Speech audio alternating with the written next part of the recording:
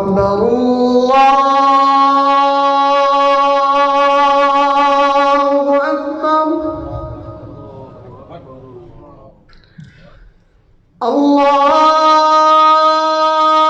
الله أكبر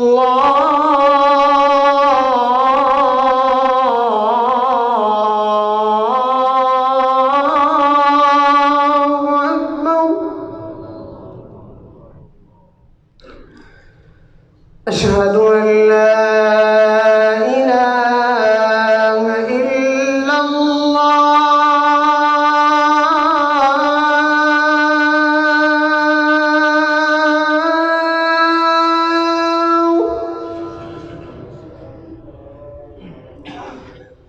أشهد أن لا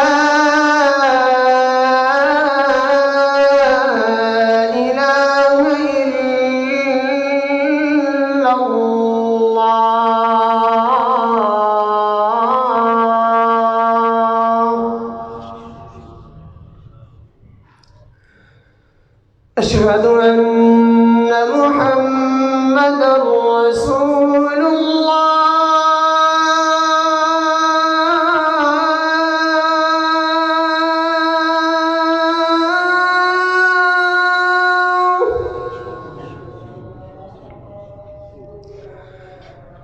أشهد أن محمدًا رسول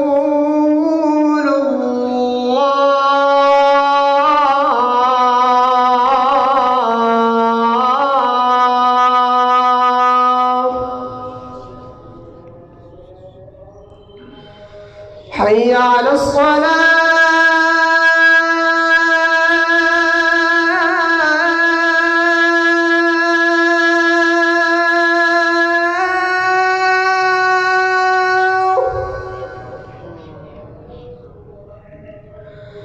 حي على الصلاة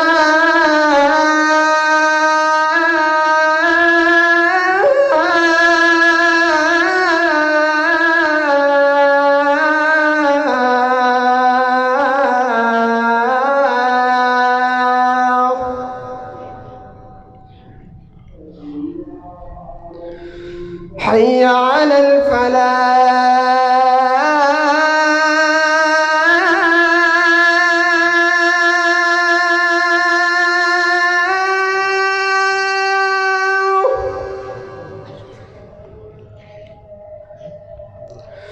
حي على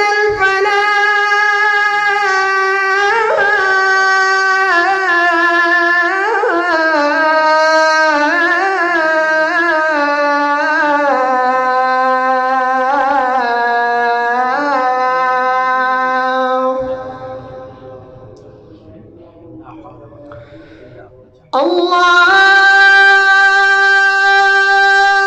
أكبر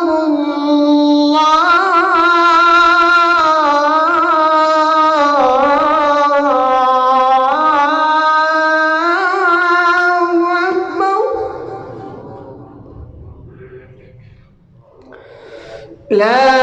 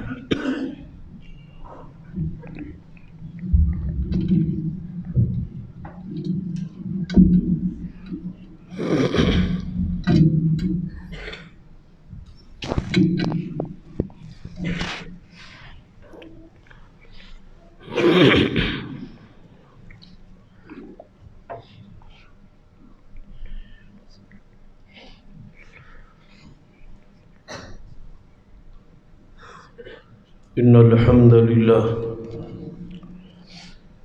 نحمده ونستعينه ونستغفره ونعوذ بالله من شرور أنفسنا ومن سيئات أعمالنا من يهد الله فلا مضل له ومن يضلل فلا هادي له أشهد أن لا إله إلا الله وحده لا شريك له وأشهد أن محمدا عبده ورسوله أما بعد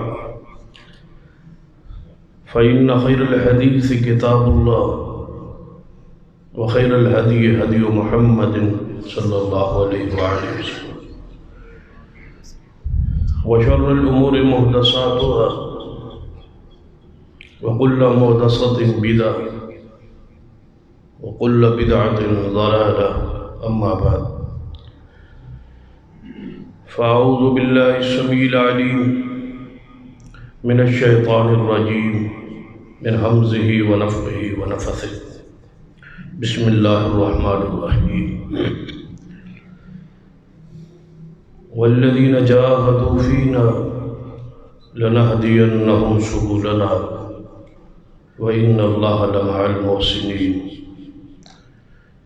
وقال الله تعالى في مقام آخر لقد من الله على المؤمنين إذ بعث فيهم رسولا من أنفسهم يتلو عليهم آياته ويزكيهم ويعلمهم الكتاب والحكمة وإن كانوا من قبل لفي ضلال مبين رب اشرح لي صدري ويسر لي أمري واحلل عقدة من لساني يفقهوا قولي رب زدني علما سبحان ربك رب العزة عما يصفون وسلام على المرسلين والحمد لله رب العالمين. وذرا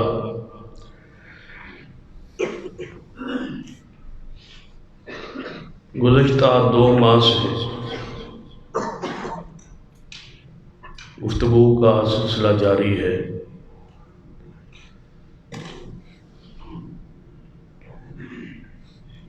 اسی ایک موضوع پہ کہ شروع سے لے کر آج تک لوگوں کی اکثریت جو ہے حق قبول کیوں نہیں کرتی. ہر دور میں ہر زمانے میں اہل کفر کی اور اہل باطل کی عددی طور پہ اکثریت رہی، اہل حق تھوڑے رہے. جب کہ دلائل اللہ کی وحی کے، اللہ کی طرف سے آئے ہوئے دلائل ہمیشہ اہل حق کے پاس رہے. حیرانگی یہ ہے کہ اہل باطل کے پاس دلائل ہی نہیں، لیکن اس کے باوجود لوگوں کی اکثریت اسی طرف.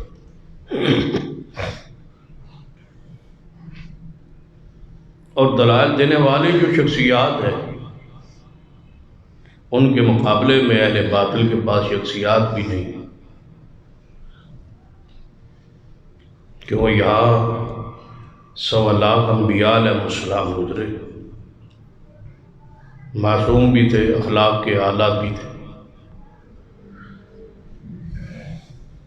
زبان کے اندر فصاحت بلاغت بھی تھی، بات کو سمجھنے سمجھانے کی صلاحیت کامل تھی. انبیاء جو تھے ہر پیغمبر کا سینہ اللہ حق کے لیے کھولتا ہے. الم نشرح لک صدرک رب اشرح لی صدری ویسر لی امری. لیکن اس کے باوجود لوگوں کی اکثریت حق قبول نہیں کرتی. اس کی وجوہات پر کئی خطبات سے تبصرہ جاری ہے. سب سے پہلی وجہ ہم نے بیان کی کہ جہالت ایسی وجہ ہے کیونکہ لوگوں اکثریت جہالت کا شکار ہے. جہالت ایسی بیماری ہے جس وجہ سے بہت کم لوگ شفا پاتے. اس کے بعد دوسری وجہ کہ لوگ حق کی رغبت نہیں رکھتے، تڑپ نہیں رکھتے، خواہش نہیں رکھتے. جہاں کوئی لگا ہے لگا رہنے دو، اس اصول اور اس فلسفے پر زندگی بسر کر جاتی. اور تیسری وجہ عوام الناس کے ذہن یہ بات ڈال دی گئی ہے کہ کتاب و سنت مشکل ہے، آپ کو سمجھ نہیں آ سکتی. لوگ اس لیے اس علم کے قریب ہی نہیں آتے. اور چوتھی وجہ جو ہے وہ تکبر ہے، انانیت ہے، جس وجہ سے لوگ حق کو قبول نہیں کرتے. اور پھر سب سے زیادہ جس چیز پر ہم نے زور دیا کہ کچھ وجوہات ایسی ہیں جس کی وجہ سے لوگ رائے حق سے دور رہتے ہیں. ان میں سے ہمارے معاشرے میں برصغیر میں امامت اور تقلید ایک ایسی چیز ہے جس نے لوگوں سے حق سے پھٹکایا ہوا ہے، دور رکھا ہوا. گزشتہ خطبے اندر اس پر تفصیل سے گفتگو ہوئی کہ امامت کیا ہے اور تقلید کے نقصانات کیا ہیں. آج کے عنوان کی مناسبت سے اسی کے ساتھ ملتی جلتی ایک تیسری چیز ہے جسے تصوف کہا جاتا ہے. جو لوگ، جو مذہبی طبقے اس تصوف کا شکار ہو گئے وہ راہ حق سے دور ہو گئے، بھٹک گئے. تصوف نو اگر تسی اپنی زبان سمجھنا چاہو تو اس کو اس انداز میں کہا جا سکتا ہے کہ ہمارے معاشرے میں جو پیری اور مریدی کا تصور ہے اس نے لوگوں کو ایسے، ان کے دماغوں کو، ذہنوں کو جھگڑا ہوا ہے کہ لوگ حق قبول کرنے کے لیے تیار ہیں. مختلف و سلسلوں سے جڑے ہوئے ہیں، مختلف پیروں کے ساتھ ان کی نسبت ہے. جس قول سے آگے وہ نکل کے سوچنے کے لیے تیار ہی نہیں.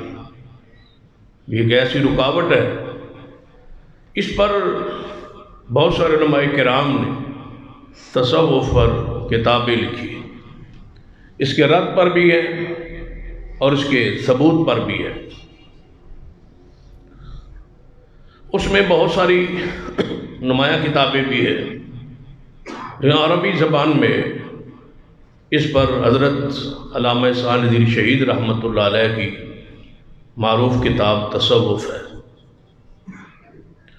علامہ شہید رحمہ اللہ نے اپنی کتاب کے مقدمہ میں جو بات لکھی ہے وہ سننے والی. فرماتے ہیں کہ جب میں تصوف پر قلم اٹھانے لگا، اس پر کچھ لکھوں، تو میرے ذہن میں ایک ہی چیز تھی کہ تصوف اسلام ہے، دین ہے، شریعت ہے. صرف اس میں تھوڑا سا غلو یا زیادتی، اعتدال کے راستے سے لوگ محبت میں ہٹے ہوئے ہیں. فرماتے ہیں کہ میں چاہتا تھا کہ اس میں اعتدال کا راستہ امت کے سامنے رکھو کہ یہاں تک تصوف ٹھیک ہے، اس سے آگے نہیں ہے. وہ فرماتے ہیں کہ جب میں نے کتابیں صوفیاء کی پڑھنے لگا تو مجھ پر ایسے ایسے راز افشا ہوئے کہ میں یہ کہنے پہ مجبور ہوں کہ یہ ایک کتاب اس کے لیے کافی نہیں ہوگی، اس پر کئی کتابیں اگر نہیں ہو سکتی تو 2 کتابیں مجھے لکھنا چاہیے۔ ایک تو لکھ چکے، چھپ چکی دنیا بھر، وہ منظر عام پر ہے۔ دوسری کتاب سے پہلے وہ دنیا سے تشریف لے گئے اور دوسری کتاب کا مقدمے میں وعدہ ہے، لیکن زندگی نے موقع نہ دیا۔ لیکن آپ ساتھ ہی لکھتے ہیں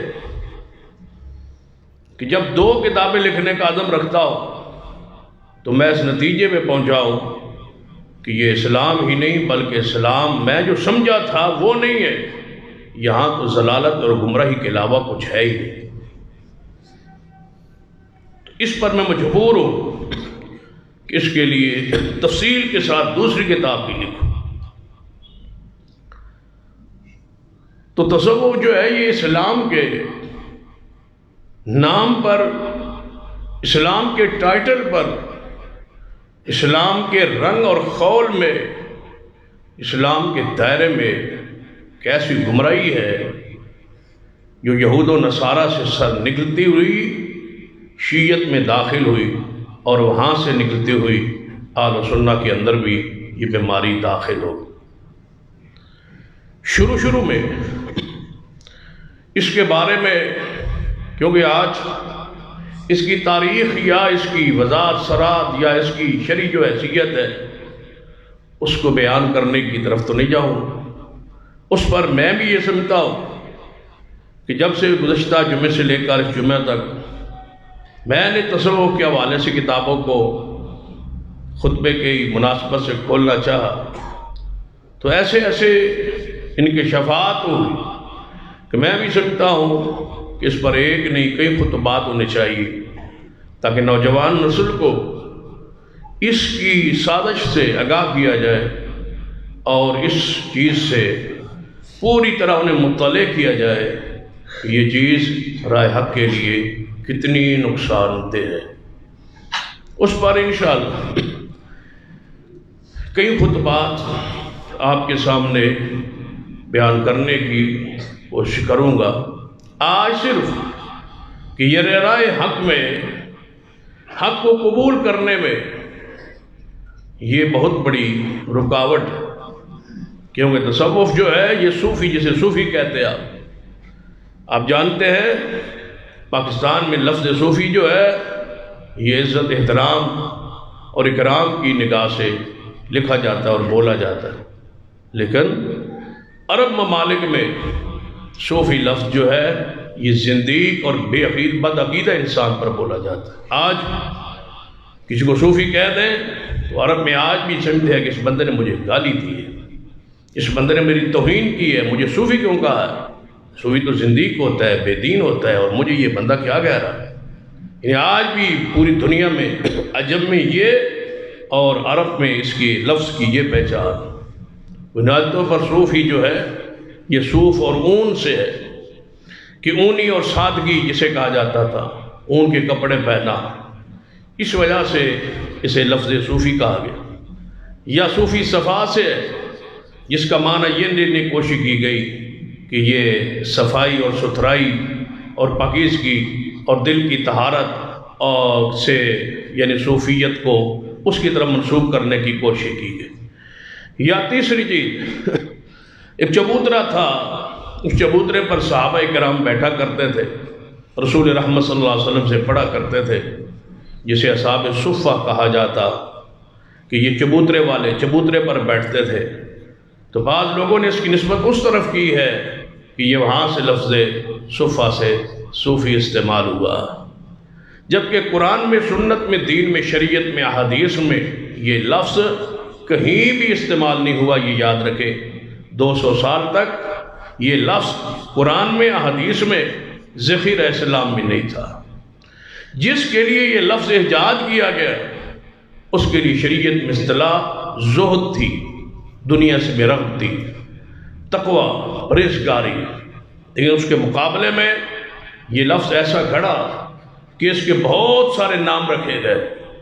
صرف صوفی ہی نہیں، صوفی کے علاوہ بھی یہ جتنے نام آپ کو نظر آتے ہیں، یہ غوث ہے، یہ قطب ہے، یہ ابدال ہے، یہ غریب نواز ہے، اور یہ فلاں بزرگ جو ہے یہ نقیبی ہے، نقبہ ہے، یہ نجبہ نجیبی ہے، یہ نجبہ ہے، یہ سارے سلسلے، یہ نقش بندیہ ہے، یہ قادریہ ہے، یہ اویسیہ ہے، یہ سارے جو سلسلے ہیں ان کے نام رکھے گئے، حالانکہ یہ رب نے نام بیان نہیں کیا، نہ قرآن میں ہے نہ حدیث میں۔ سورہ یوسف میں وضاحت سرات موجود ہے کہ اہل شرک نے اپنے معبودوں کے نام خود رکھے تھے، اللہ نے ان کے نام نازل نہیں کیے۔ یہ ود ہے، یہ سوا ہے، یہ غوث ہے، یہ یعوق ہے، یہ نصر ہے، یہ حبل ہے، یہ لات ہے، یہ عزہ ہے، منات ہے، یہ سارے نام انہوں نے خود رکھے تھے۔ اللہ نے فرمایا میں نے نام یہ رکھے نہیں، اور میں نے یہ نام نازل نہیں کیے، اور نہ ان ناموں پر میں نے کوئی دلیل نازل کی ہے۔ تو یاد رکھیے اس تصوف نے پورے سلسلہ ایک جوڑا ہے جس کے نام پر بیعتیں ہوئیں، اور لوگ ان فضلوں کے ساتھ جڑ گئے، اور ان کی خاص پھر رنگتیں بنائی گئی، ان کی ٹوپی اور ان کی پگڑی کے رنگ اور ڈیزائن الگ الگ بنائے گئے تاکہ یہ پہچان رہے کہ یہ فلاں سلسلے سے منسلک ہے، اور یہ فلاں سلسلے سے منسلک ہے، یہ فلاں سرکار سے بیعت ہے، اور یہ فلاں سرکار سے بیعت ہے۔ پھر ان کو قبروں کی پوجا پہ لگایا گیا، حالانکہ شروع میں کیا تھا کہ جب 200 سال بعد مال و دولت کی فراوانی تھی، حکمران عیاش گزرے، اس وقت لوگوں نے یہ سمجھا کہ دنیا سے گرفتی کا درس ہونا چاہیے، واعظ ہونا چاہیے۔ اس کے لیے کچھ علماء نے کوشش کی، اور اس کوشش کے بعد بعض لوگ ایسے پیدا ہوئے جو کہ عیسائیت کے اندر رہبانیت تھی، وہ دنیا سے الگ تھلگ ہو جاتے تھے، دنیا سے بالکل الگ ہو کے غاروں میں جا کے بیٹھ جاتے تھے اور عبادت کرتے تھے، جنہیں راہب کہا گیا ہے، جنہیں رہبان کہا گیا ہے، جن کے بارے میں قرآن میں اتخذوا احبارهم ورہبانهم اربابا من دون اللہ، انہوں نے اپنے پیروں بزرگوں کو، بڑے رہبان کو اور اپنے بڑے بڑے علماء کو اللہ کو چھوڑ کے رب بنا لیا تھا۔ تو قرآن پاک نے وضاحت کی عیسائیت کے اندر بھی، یہودیت کے اندر بھی یہ رہبانیت ہم نے نازل نہیں کی، یہ ایسی بدعت تھی جو عیسائیوں نے خود بنا لی تھی۔ قرآن نے وضاحت کی ہے عیسائیت میں بھی یہ کام جائز نہیں تھا، یہودیوں میں بھی یہ کام جائز نہیں تھا، لیکن یہ بدعت انہوں نے خود نکالی۔ جو عمل یہودیوں کے ہاں بھی بدعت ہو اور عیسائیوں کے ہاں بھی بدعت ہو اور قرآن بدعت کہے، وہ سرور کائنات محمد رسول اللہ صلی اللہ علیہ وسلم کی شریعت میں سنت اور دین کیسے ہو سکتا ہے؟ آپ تصور کریں کہ نبی علیہ السلام کہ اپنے دور مبارک میں جہاں سے آپ کو خبر ملی کہ کوئی شخص دنیا سے الگ تھلگ ہونے کی کوشش کر رہا ہے دین کے نام پر، تو رسول اللہ اس کو روکا ہے۔ رسول اللہ صلی اللہ علیہ وسلم نے اسے منع کیا ہے۔ ایک عورت تھی، اس نے ایک رسی باندھی تھی، نبی علیہ السلام نے پوچھا کہ یہ رسی کیوں باندھی گئی ہے مسجد کے ساتھ، چھت کے ساتھ؟ فرمایا یا رسول اللہ صلی اللہ علیہ وسلم یہ فلاں عورت کی ہے، اور وہ رات کو عبادت کرتی ہے مسجد میں، اپنے اعتکاف والے خیمے میں وہ عبادت کرتی ہے، اور اس کی ارادہ نیت یہ ہے کہ جب میں تھک جاؤں گی اس رسی کے ساتھ ٹیک لگا لوں گی، لیکن میں رسی کے ساتھ ٹیک لگا کے عبادت ساری رات کرتی رہوں گی تاکہ مجھے نیند نہ آئے۔ تو نبی علیہ السلام نے اس رسی کو کاٹ دو اور اس کو عورت کو کہہ دو کہ تھک جائے تو سو جائے، رسی کے ساتھ ٹیک اور لٹک کے عبادت کرنا میرے دین کے اندر نہیں ہے، یہ میرا دین نہیں ہے۔ نبی علیہ السلام اس کی وضاحت فرما چکے تھے۔ ایک صحابی کو دیکھا، وہ پیروں پہ جوتا نہیں ڈال، بیت اللہ کی طرف جا رہا ہے، جوتا نہیں ہے۔ آج بہت سارے ایسے بزرگ ہیں جن کے بارے میں واقعات مشہور ہے، فلاں مدینہ پاک گئے وہ انہوں نے جوتا نہیں پہنا، فلاں مکہ پاک گئے انہوں نے جوتا گھر سے لے کر وہاں تک نہیں پہنا۔ یاد رکھیے یہ اسلام نہیں، یہ دین نہیں ہے، یہی وہ ربانیت ہے، یہی وہ صوفیت ہے جس کو اسلام ختم کر رہا ہے۔ نبی علیہ السلام دیکھا ایک صحابی ہے اور اس نے جوتا نہیں پہنا ہوا اور بیت اللہ کا سفر کر رہا ہے۔ آپ نے فرمایا اس کو کیا ہوا ہے؟ کیا اس کے بعد جوتا نہیں ہے؟ یا رسول اللہ صلی اللہ علیہ وسلم جوتا تو ہے، لیکن اس نے نظر مانی ہے کہ بیت اللہ تک جوتا نہیں پہنے گا۔ فرمایا یہ میرا دین نہیں ہے، اس کو جوتا پہنے، اس کو کہو دھوپ پر نہ کھڑا ہو، چھاؤں پہ بیٹھے، سواری اس کے پاس ہے، چڑھتا کیوں نہیں ہے؟ یا رسول اللہ سواری کس لیے سوار نہیں ہوتا؟ یہ کہتا ہے میں نے پیدل پہنچنا ہے۔ وہاں جس کے پاس سواری ہے اللہ نے طاقت بخشی ہے، اس کا پیدل چل کے جان بوجھ کے جانا، مشقت میں ڈالنا، یہ مصطفیٰ کا طریقہ نہیں ہے۔ نبی علیہ السلام روکا ہے، منع کیا ہے، اور بخاری کی مشہور حدیث بھی ہے اس میں اسی چیز کا رد موجود ہے کہ نبی علیہ الصلوۃ والسلام کے صحابی ہیں، 3 صحابہ ہیں، ایک عثمان بن مظعون رضی اللہ تعالیٰ، ایک سیدنا علی رضی اللہ تعالیٰ، اور ایک سیدنا عبداللہ بن عمرو بن عاص رضی اللہ تعالیٰ۔ یہ تینوں صحابہ ہیں۔ تینوں آئے امی عائشہ رضی اللہ تعالیٰ کے دروازے پہ، پوچھا رسول اللہ رات کو کیسے عبادت کرتے ہیں؟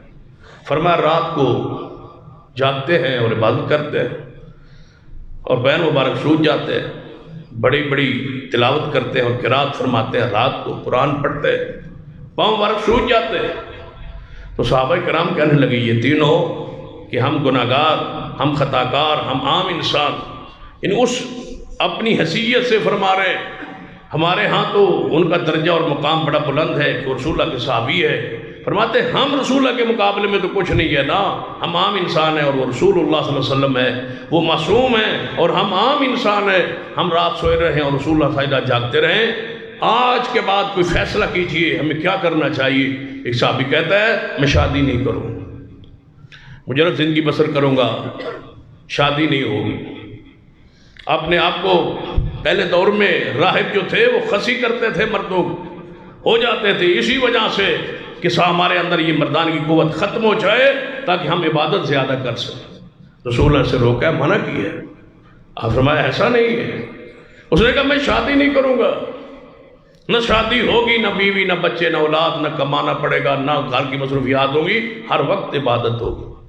دوسرا صحابی رات بھر میں سوؤں گا نہیں، ساری رات عبادت۔ تیسرا صحابی کہتا ہے میں نے کبھی روزہ نہیں چھوڑنا، نفلی روزے زیادہ رکھوں گا اور روزانہ رکھوں گا، اور پورے 11 مہینے نفلی روزے رکھوں گا، اور 12واں مہینہ ویسے رمضان۔ نبی علیہ الصلوۃ والسلام گھر تشریف لائے، امی عائشہ نے بتلایا یا رسول اللہ صلی اللہ علیہ وسلم ایسے ایسے 3 صحابی آئے تھے اور یہ فرما رہے تھے۔ مجھ سے یہ پوچھا، میں نے یہ جواب دیا، انہوں نے یہ فرمایا۔ کیا رسول اللہ صلی اللہ علیہ وسلم نے قبول کر لیا، برداشت کر لیا، خاموش ہو گئے، رک گئے، یا جمعے پر سمجھا دیں گے، یا کل سمجھا دیں گے، یا پرسوں سمجھا دیں گے، یا ان کو بلاتے ہیں سمجھاتے ہیں؟ نہیں، اسی وقت گھر نہیں بیٹھے، سیدھا مسجد نبوی، فوری واپس پلٹے۔ ابو ہریرہ جی یا رسول اللہ، فرمایا اعلان کرو مدینے میں کوئی صحابی گھر نہ رہے، اور فوری مسجد نبوی میں پہنچ۔ اعلان ہو گیا مدینے میں، رسول اللہ بلا رہے ہیں، صحابہ دوڑے ہیں، کوئی جنگ کا خطرہ ہے، مدینے پہ حملے کا خطرہ ہے، کیا معاملہ ہے؟ رسول اللہ صلی اللہ علیہ وسلم نے ہنگامی طور پہ ہمیں بلایا ہے، نہ وقت نماز کا ہے، نہ وقت خطبے کا ہے، نہ جمعے کا دن ہے، رسول اللہ نے کیوں بلایا؟ سارے صحابہ دوڑے، مسجد نبی بھر گئی، آپ ممبر پہ چڑھے، فرمایا فلاں فلاں 3 صحابی کھڑے ہو جائے۔ وہ کھڑے ہو گئے، تم میرے گھر گئے تھے اور میری بیوی زوجہ محترمہ سیدہ عائشہ سے یہ بات آپ نے پوچھی ہے اور انہوں نے یہ بتائی اور آپ نے یہ کہی ہے؟ جی ہاں یا رسول اللہ، ہم نے یہ بات گئے تھے اور پوچھا تھا کہ دن کے سامنے ہوتا ہے، رات کی عبادت ہم پوچھیں آپ کیسے کرتے ہیں، ہم پوچھ کے یہ ہم نے باتیں کی ہے۔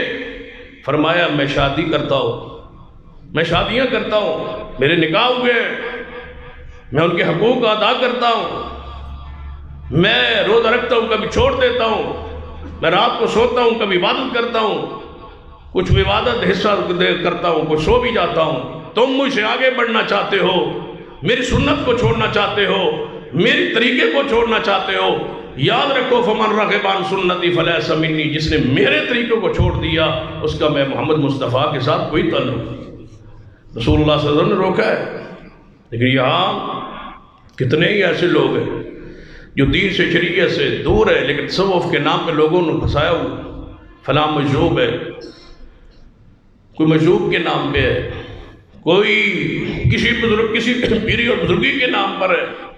یاد رکھیے سوائے ان کے ویسے میرا عقائد نظریات ہے کہ اللہ کی پناہ کہ وہ صوفی دنیا میں پھرتے، صوفیوں کی وجہ سے دنیا قائم ہے، صوفی متصرف الامور ہے، وہ ساری کائنات میں اختیار رکھتے ہیں، ہر دور میں ایک صوفی ہوتا ہے، ایک کتب ہوتا ہے، پورے نظام کو چلاتا ہے، ایک ظاہری نظام، ایک باطنی نظام ہے، ظاہری نظام ہمیں نظر آتا ہے، باطنی نظام ہمیں نظر ہی نہیں آتا، وہ اوتاد اقطاب ابدال جو ہیں وہ نظام چلاتے ہیں، فلاں سے فلاں جگہ تک فلاں ابدال، اس جگہ سے فلاں ابدال، اتنے ابدال، اتنے کتب ہیں، اتنے کلندر ہیں، یہ سارا دنیا کا نظام وہی چلا رہے ہیں۔ قرآن خالی ہے کلندر لفظ سے، احادیث خالی ہیں لفظ قلندر سے۔ نہ قطب ہے قرآن و حدیث میں، نہ ابطال ہے، نہ اوتاد ہے، نہ نقبہ ہے، نہ نجبہ ہے، کوئی لفظ بھی نہیں ہے ان میں سے۔ قرآن پاک میں نیک لوگوں کی صفات کا تذکرہ موجود ہے، لیکن ان ناموں کے ساتھ نہیں۔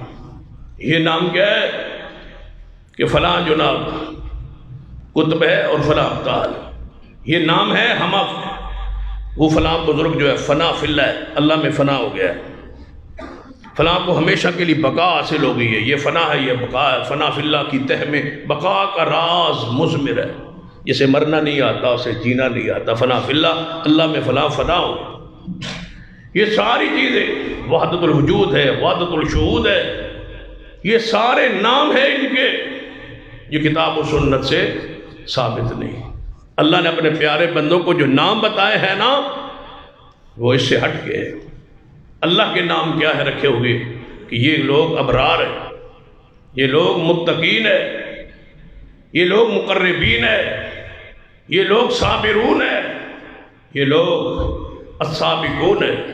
قرآن پاک نے جو نام رکھے ہیں یہ ذاکرون ہے، یہ محبون ہے، یہ بکاؤون ہے، اللہ کے سامنے رونے والے۔ قرآن نے جو نام رکھے ہیں وہ یہ استعمال نہیں کرتے، وہ اصطلاحیں استعمال نہیں کرتے۔ قرآن ولی کہتا ہے، قرآن مطہرین کہتا ہے، قرآن نے جو نام رکھے ہیں وہ کون سے ہیں؟ ظالموں کو قرآن کے رکھے ہوئے نام بھی پسندیدہ نہیں، یہ نام اپنے رکھتے ہیں۔ آخر قرآن تمہیں خبر آئی ہے، تمہیں وہی آئی ہے کہ یہ نام کس نے رکھے؟ یعنی نام کس نے رکھے ہیں؟ رسول اللہ نے رکھے ہیں؟ نہیں۔ صحابہ نے رکھے ہیں؟ نہیں۔ اور ان سارے پھر سلسلوں کی نسبت جاگے سیدنا علی سے جوڑتے ہیں کہ سارے تصوف کے جتنے بھی طریقے ہیں ان کی نسبت سیدنا علی سے جوڑتی ہے۔ مجھے بتاؤ کس وجہ سے؟ کہتے ہیں سیدنا علی رضی اللہ تعالیٰ صوفیوں کے نعوذ باللہ امام تھے، جس طرح یہ دنیا سے بے رغبتی تھی ان کی بھی دنیا سے بے رغبتی تھی۔ اس پر دلیل،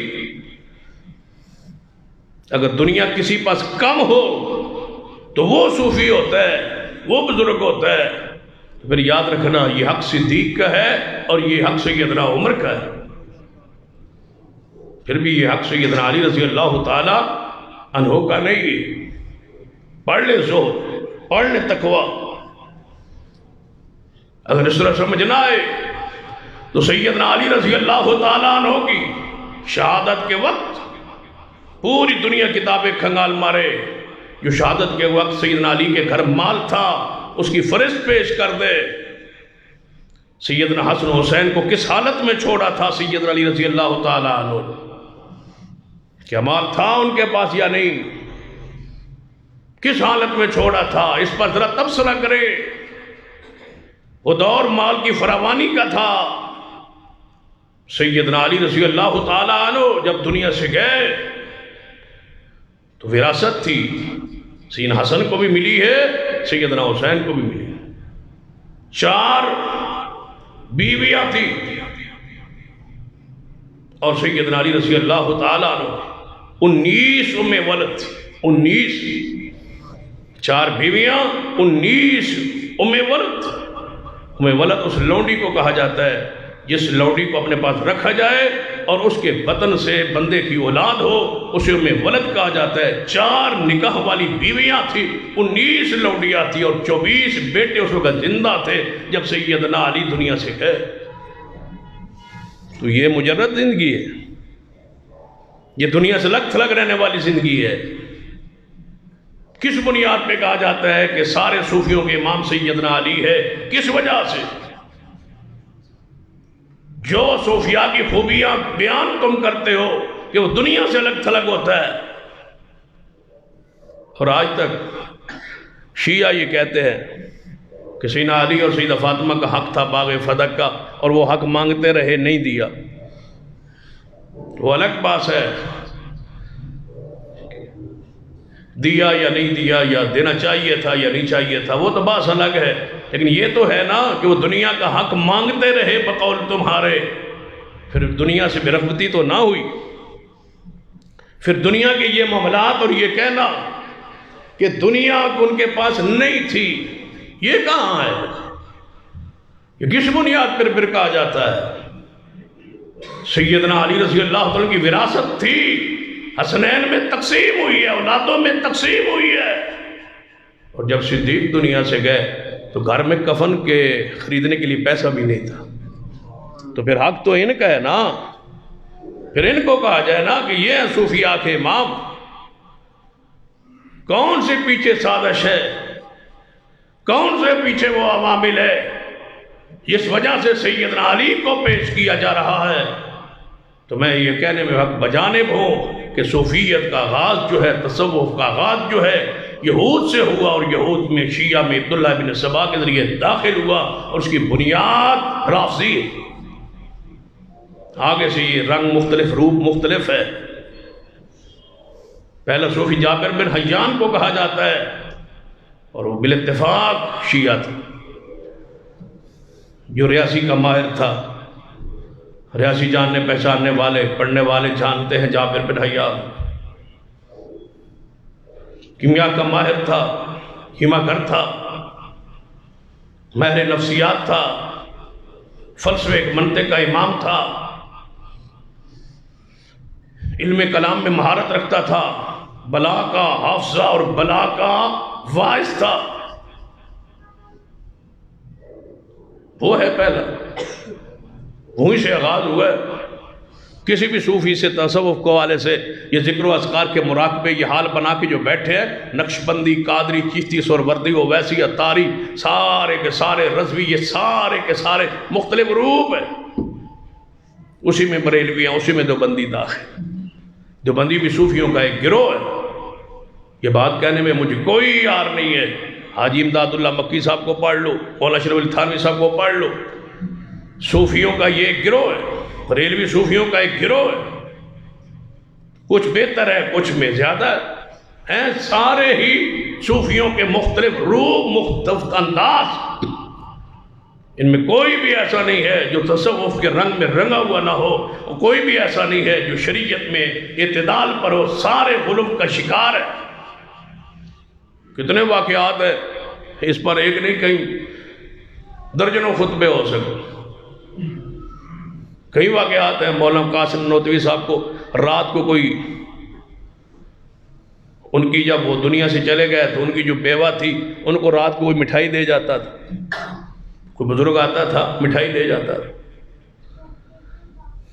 وہ کون تھا بھائی؟ روزانہ مٹھائی ہوتی تھی، کہتے ہیں وہ کوئی غیب سے آتی تھی۔ یہ ساری چیزیں پڑھی ہوئی ہے کتابیں، لیکن ان کا میں آج بحث نہیں کرنا چاہتا، لیکن اس طرف لے آنا چاہتا ہوں کہ رافضیوں نے اس کو شیعت کی طرف منسوب، شیعہ نے صوفیت کے بانی، مؤسس، بنیاد وہ ہے۔ آج کیا پتہ ہے آپ کو؟ پتہ نہیں ہے کہ اہل سنت کے جلسوں میں، جسے ہم بریلوی کہتے ہیں، ان جلسوں میں نعرے نہیں لگتے، نعرہ تکبیر لگتا ہے، پھر نعرہ رسالت لگتا ہے، پھر نعرہ تحقیق حق 4 یار لگتا ہے، پھر نعرہ حیدری لگتا ہے۔ نعرہ حیدری پھر الگ کیوں لگا؟ نعرہ تحقیق میں 4 یار آ نہیں گئے تھے، ابو بکر بھی تھے، عمر بھی تھے، عثمان بھی تھے، اور علی بھی تھے۔ جب نعرہ تحقیق لگ گیا، حق 4 یار کہہ دیا، کیا مانا کہ 4 رسول اللہ کے صحابی حق ہے، پھر نعرہ حیدری الگ لگا کے شاہ علی کیوں کہا؟ یہی تو وہ صوفیت ہے جو رفض سے ادھر داخل ہوئی۔ پہلے اپنے نے اعلان کیا کہ ابو بکر، عمر، عثمان، علی، پھر ان کا اعلان کیا کہ نہیں نہیں ہم آپ کے ساتھ۔ اور دوسرا بڑا نام ابراہیم بن ادم کا ہے، یہ پہلا صوفی ہے، اور یہ دونوں ہم اثر صوفی ہیں۔ ابراہیم بن ادم کو پڑھ لو، دنیا کی تصوف کی جتنی بڑی معتبر کتاب ہے، الطبقات الکبریٰ ہے، حلیۃ الاولیاء ہے، اور کئی کتابیں ہیں، جتنی بڑی کتابیں ہیں، ہر کتاب میں یہ واقعہ موجود ہے۔ جہاں سے صوفیت کا آغاز ہوا، اس سے پہلے دنیا سے الگ تھلگ کوئی بندہ نہیں تھا، اور اس کا واقعہ بڑا عجیب ہے۔ آپ واقعہ سنیں تو حیران ہو جائیں۔ واقعہ کیا ہے؟ تبھی تو لوگ حق پہ غور ہی نہیں کرتے، قبول ہی نہیں کرتے، جڑے ہوئے ان سلسلوں سے، ان قصوں سے، کہانیوں سے۔ کیا کہتے ہیں؟ ابراہیم بن ادم بادشاہ تھا، بلخ ملک کا یہ بادشاہ، اس کی جو 7 پہرے دار ہوتے تھے ان کے پاس 40 سونے کی تلواریں ہوتی، اس کے تخت کے 40 سونے کے ستون تھے۔ یہ ہے ابراہیم بن ادم۔ یہاں سے صوفیت تصوف کا آغاز ہو رہا ہے، جس کا آغاز یہ ہے اس کی انتہا کا اندازہ آپ لگا لیں۔ یہ بات چاہتے ہیں۔ اس کو اچانک رات کو ایسے محسوس ہوا چھت پر کوئی بندہ چل رہا ہے۔ اس نے آواز دی کون ہے چھت پر؟ اس نے کہا اللہ کا بندہ ہو۔ کیا کر رہے ہو؟ اس نے کہا میرا اونٹ گم ہو گیا اور چھت پہ تلاش کر رہا۔ ابراہیم کہتا ہے بیوقوف آدمی، چھت پر اونٹ ملتا ہے؟ گم بھی ہو جائے تو کہیں ریگستان میں ہوگا، صحرا میں ہوگا، یہاں اونٹ کیسے ہوگا؟ فرمایا تو سونے کے تخت پہ سو کے رب تلاش کرتا ہے، پھر یہاں رب کیسے ملے گا؟ یہ صوفیت کا آغاز ہے، یہ تصوف کی تاریخ ہے، اور یہ پہلا واقعہ ہے، یہاں سے تصوف شروع ہو رہا ہے۔ باقی دے سارے جڑے صوفی ہیں نا، پاکستانی، بر صغیر کے ہندوستانی، بنگالی، یہ سارے چھوٹے صوفی ہیں، یہ تو ان سے جڑے ہوئے ہیں، کوئی نجومی کے رنگ میں، کوئی کسی رنگ میں، کوئی کسی رنگ میں، کوئی کسی کا خلیفہ مجاز، کوئی کسی کا خلیفہ مجاز۔ خلیفہ مجاز ہی اتنے ہیں کہ اللہ کی پناہ لاکھوں میں۔ جو 2 دن کسی بزرگ کے پاس رہ آتا ہے وہ واپس آتا ہے، میں ہوں اب خلیفہ مجاز ہوں۔ یہاں بنانے والے خلیفہ بھی عجیب ہے اور بننے والی بھی عجیب ہے۔ ابراہیم بن ادم کو اس نے کہا کہ تم یہاں رب تلاش کر رہا ہے، رب تخت پہ ملتا ہے اور سونے کے تخت پہ اور ریشم کے کپڑوں پہ ملتا ہے۔ ساری رات جاگتا رہا، چیختا رہا، دل دہل گیا، ڈر گئے ابراہیم۔ سویر ہوئی، پریشانی کے عالم میں تخت پہ آیا، سارے وزیر مشیر تلواریں وہ سونت کے سونے کی کھڑے ہو گئے۔ فرمایا اذن عام ہے، جو آنا چاہتا ہے آج پوری ملک میں سے، عوام میں سے اندر آ جائے، کھلے عام اجازت دے دو۔ وزیروں نے، سیکورٹی گارڈ جتنے بھی، سب نے تلواریں تان لی اور بندر اندر آنے لگے۔ اچانک یہ بندہ ایسا آیا کہ جتنا روب تھا کہ لوگ پریشان ہو گئے، اور کسی وزیر نے پوچھنا بھی ہمت نہیں کی کہ آپ کون ہیں، اندر کیسے آ رہے ہیں۔ اس نے عام تو تھا لیکن کچھ نہ کچھ اس میں تلاشی یا اس کی نگرانی سیکورٹی تو کچھ تھی، لیکن پوچھنے کی ہمت ہی نہ ہو۔ اندر آ کے داخل ہوا اور کہنے لگا ابراہیم اس سرائے کو چھوڑتا نہیں ہے تو؟ کہنے یہ سرائے نہیں ہے، یہ میرا تخت ہے۔ اس نے کہا یہ سرائے عام ہے، یہ تخت نہیں ہے۔ اس نے کہا یہ تخت ہے۔ اس نے کہا یہاں تیرے سے پہلے کون تھا؟ اس نے کہا میرا باپ۔ اس سے پہلے کون تھا؟ اس نے کہا میرا دادا۔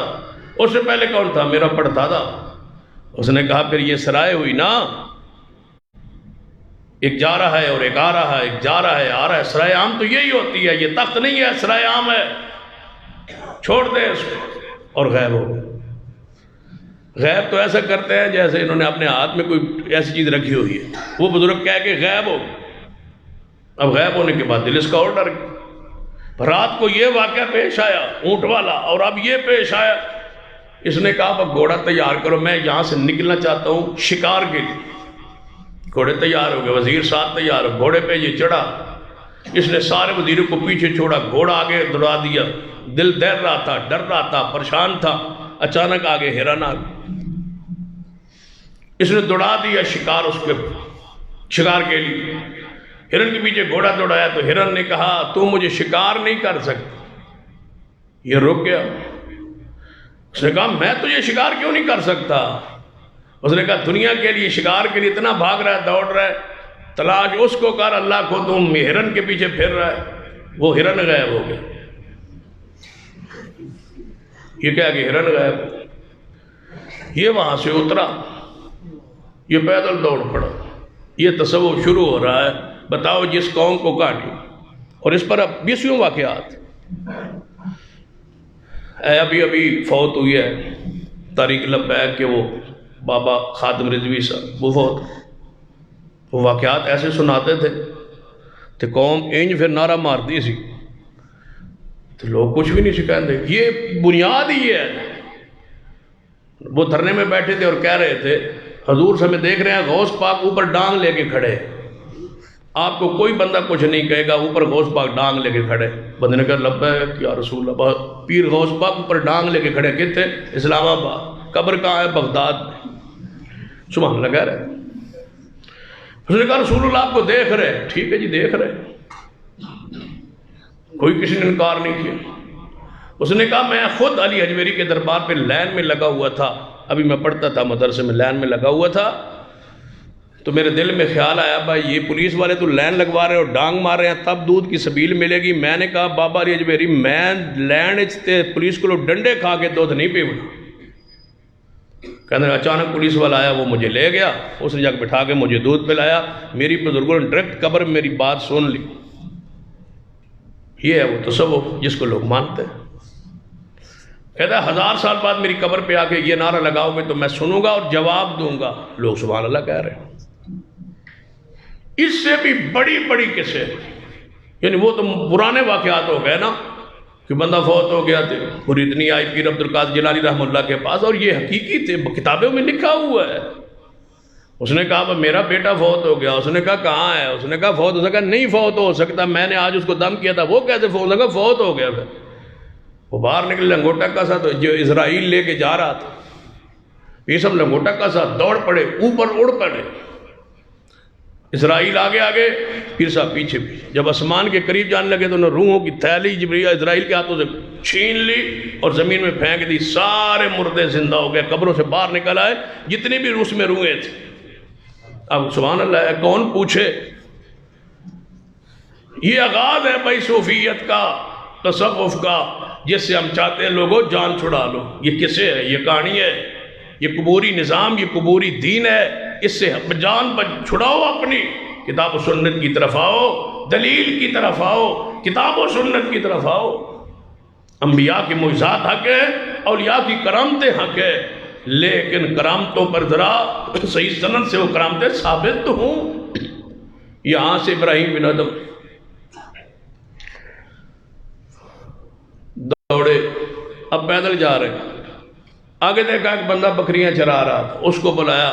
انہوں تخت دے کے تے انہوں اپنا تاج دے کے تے انہوں اپنا لباس دے کے بادشاہ بنا کے بھیج دیتا.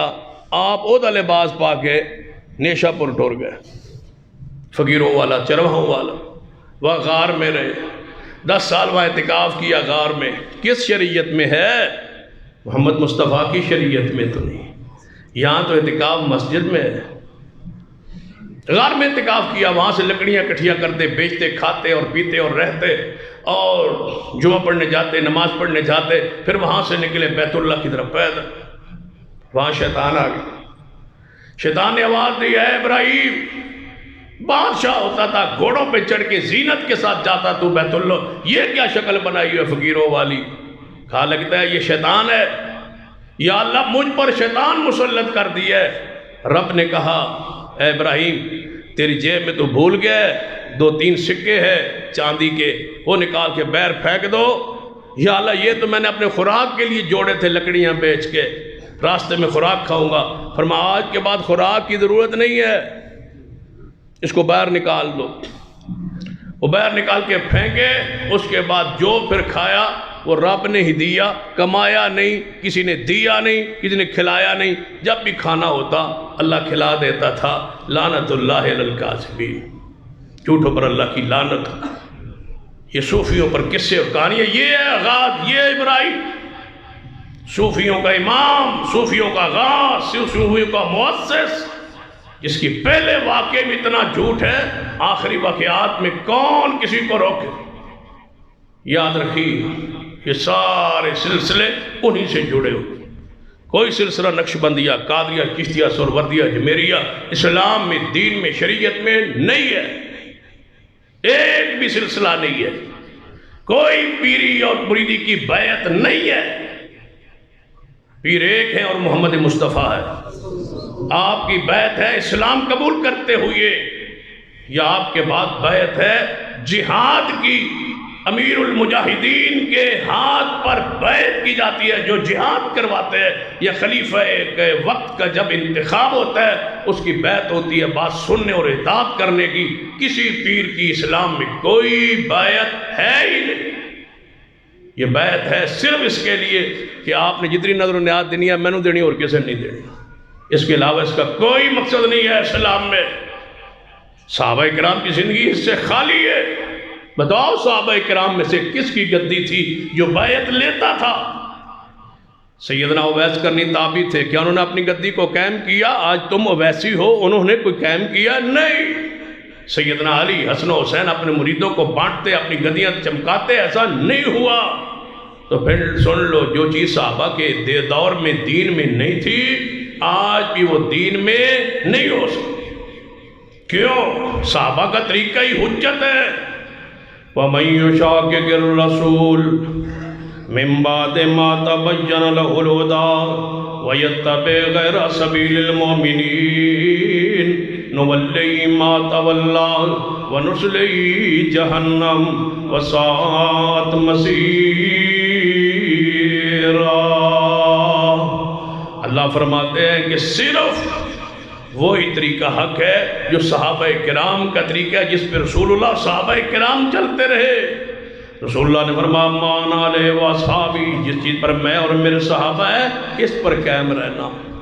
دوسری حدیث سینا ارباد بن ساری رضی اللہ تعالیٰ فرماتے ہیں ایک دفعہ نبی علیہ السلام نے اپنا خطاب کیا، واز کیا، دل دہل گئے، آنکھیں بہہ گئی، آنسوں سے آنکھیں بہہ رہی، ایسے لگ رہا تھا آج آخری واز ہے، الوداعی واز ہے۔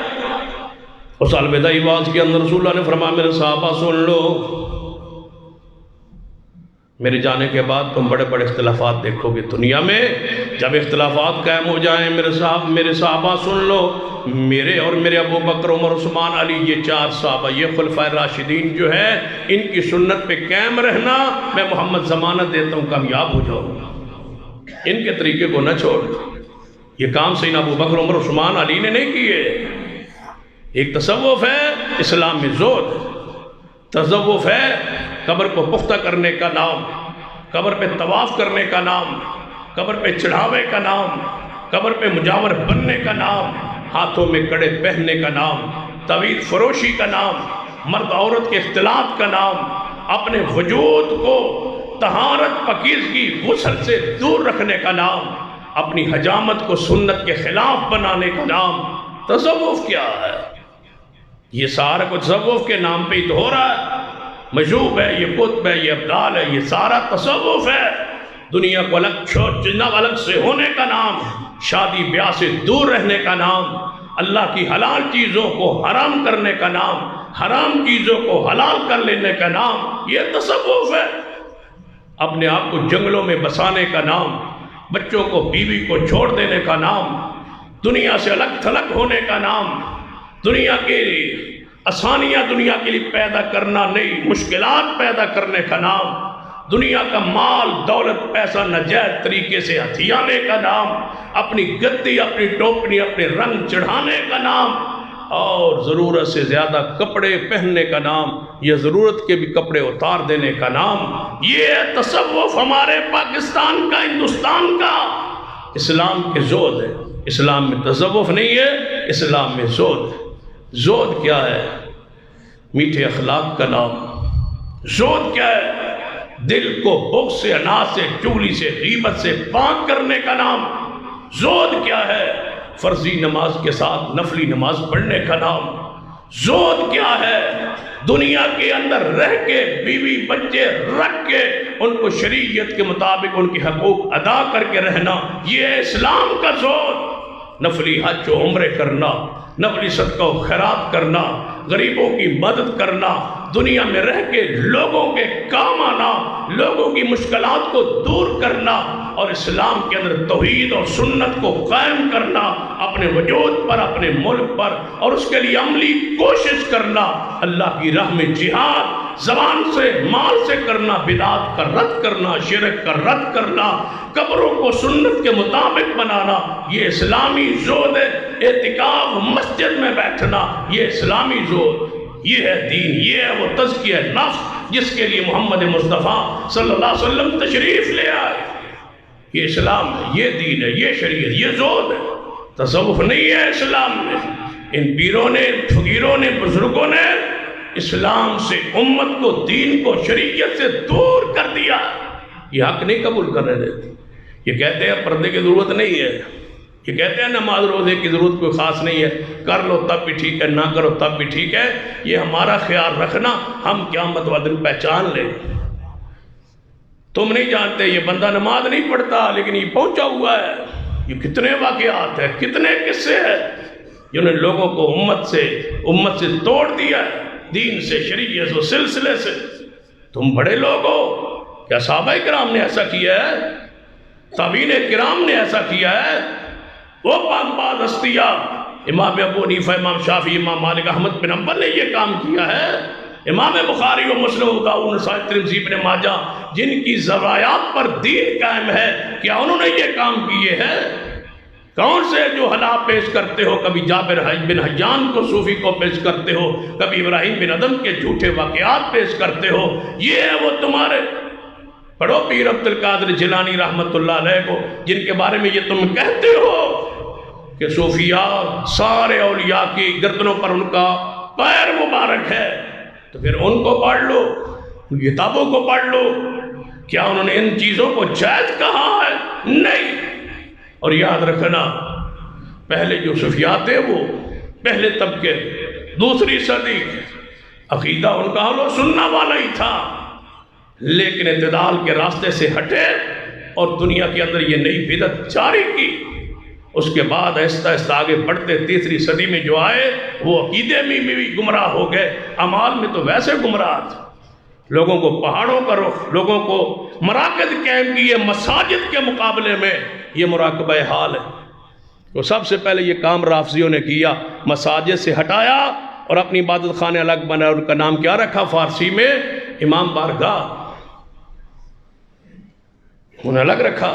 پھر ان کی نقل میں انہوں نے اپنے مراقبہ حال الگ رکھے، جہاں یہ وجود سے سر ہلا کے ذکر کرتے تھے، ناک باندھ کر کے ذکر کرتے تھے، گردنیں جناب ادھر ادھر پھیر کے ذکر کرتے تھے۔ یہ سارے اذکار کے وہ طریقے جو دل ہی دل میں دل کو ضربے لگاتے تھے۔ رسول اللہ نے صحیح البخاری کی آخری حدیث میں کا فرمان کیا ہے؟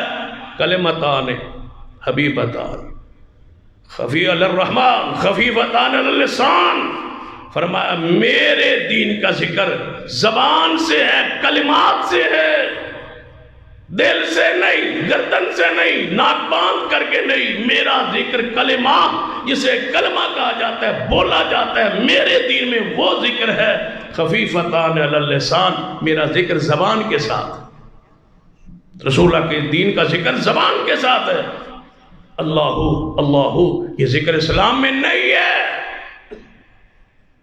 جاؤ اللہ تبارک و تعالیٰ کے نام کا جب بھی ذکر رسول اللہ نے ذکر کیا، ساتھ دوسرا لفظ جوڑا، اللہ اکبر، سبحان اللہ، الحمدللہ، لا الہ الا اللہ۔ صرف رسول اللہ نے اللہ اللہ اللہ کا ذکر نہیں کیا، صحابہ کرام نے نہیں کیا۔ رسول اللہ کا صرف ایک لفظ کا ذکر ثابت کیجئے، پورا ذخیرہ اسلام میں نہیں ہے۔ جب بھی لفظ اللہ کا ذکر ہوا، رسول اللہ نے دوسرے لفظ کو ساتھ جوڑ کے فرمایا، کبھی سبحان اللہ، کبھی لا حول ولا قوت الا باللہ۔ رسول اللہ سبحان اللہ و بحمدہ سبحان اللہ العظیم، دو کلموں سے ذکر شروع ہوتا ہے۔ چاہتا سارا اسلام پڑھو، ایک کلمے کا ذکر مجھے بتا دو۔